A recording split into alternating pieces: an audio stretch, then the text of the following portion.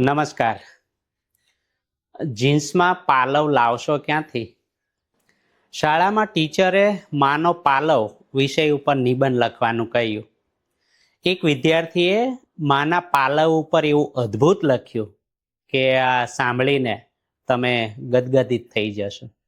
વિદ્યાર્થીએ લખ્યું હતું, માનો પાલવ માને ગરિમામય છબી પ્રદાન કરવા માટે હતો. માનો પાલવ ગરમ વાસણોને ઉતારવા માટે કામ લાગતો હતો.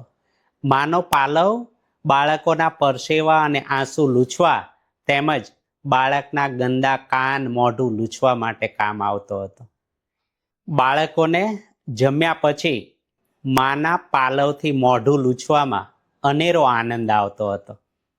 માનો પાલવ આંખમાં જ્યારે કંઈ ખૂંચતું ત્યારે માં પાલવનું ગોળ ગૂંચળું વાળીને એમાં મોઢાથી ફૂંક મારીને ગરમ કરીને આંખ પર લગાવતી ને ત્યારે આંખનો દુખાવો પળવારમાં ગાયબ થઈ જતો હતો. માના ખોળામાં સૂવાવાળા બાળકો માટે માનો ખોળો એ ગાદી અને માનો પાલવ એ ચાદરનું કામ કરતો હતો. જ્યારે પણ કોઈ અજાણ્યું આગંતુક ઘરે આવતું ત્યારે બાળક માના પાલવ પાછળ સંતાવા માટે એ પાલવનો ઉપયોગ કરતો હતો. જ્યારે બાળક શરમાઈ જતું ત્યારે એ માના પાલવની પાછળ પોતાનું મોઢું સંતાડી દેતો હતો.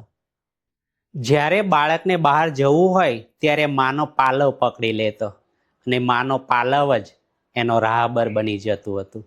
જ્યાં સુધી બાળકે માનો પાલવ પકડ્યો હોય ને ત્યાં સુધી આખું બ્રહ્માંડ એની મુઠ્ઠીમાં હોય એવો એને ભાસ થતો હતો. માનો પાલવ જ્યારે શિયાળાની ઠંડી ઋતુ હોય ત્યારે માં પોતાનો પાલવ ચારેકોર વીંટાળીને બાળકને ઠંડીથી બચાવવા માટે કામ લાગતો હતો અને એ જ પાલવ ચોમાસામાં છત્રીનું કામ કરતો હતો. માના પાલવનો ક્યારેક હાથ લૂછણિયા તરીકે પણ ઉપયોગ થતો હતો. માનો પાલવ ઝાડ પરથી પડેલા જાંબુ અને સુગંધિત ફૂલોને ભેગા કરવા માટે પણ ઉપયોગમાં લેવાતો હતો. માનો પાલવ ક્યારેક અનાજ, શાકભાજી કે પ્રસાદ લેવા માટે ઠેલીની ગરજ સારતો હતો.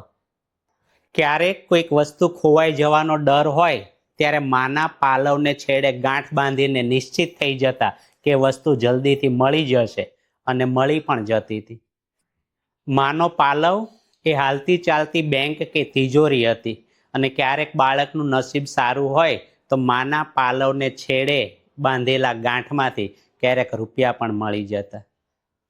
માનો પાલવ એ બીજું કંઈ નહીં પણ એક અદ્ભુત અનુભવ હતો જે આજની પેઢીને નહીં સમજાય.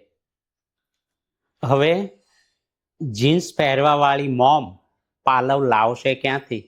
સાડી પહેરીને માના પાલવનો અદ્ભુત અનુભવ કરાવનાર તમામ માતાઓને આ વિડીયો સમર્પિત છે. સાંપ્રત સમયમાં અદમ ટંકારવીનો એક શેર યાદ આવે કે તું મને પાલવનું ઇંગ્લિશ પૂછમાં, અહીં આંસુ ટીસ્યુથી લૂછાય છે.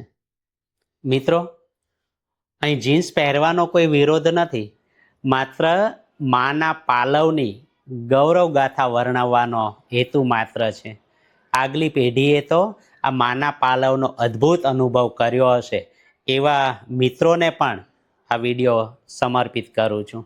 વિડીયો ગમ્યો હોય તો લાઈક, શેર અને કોમેન્ટ કરજો.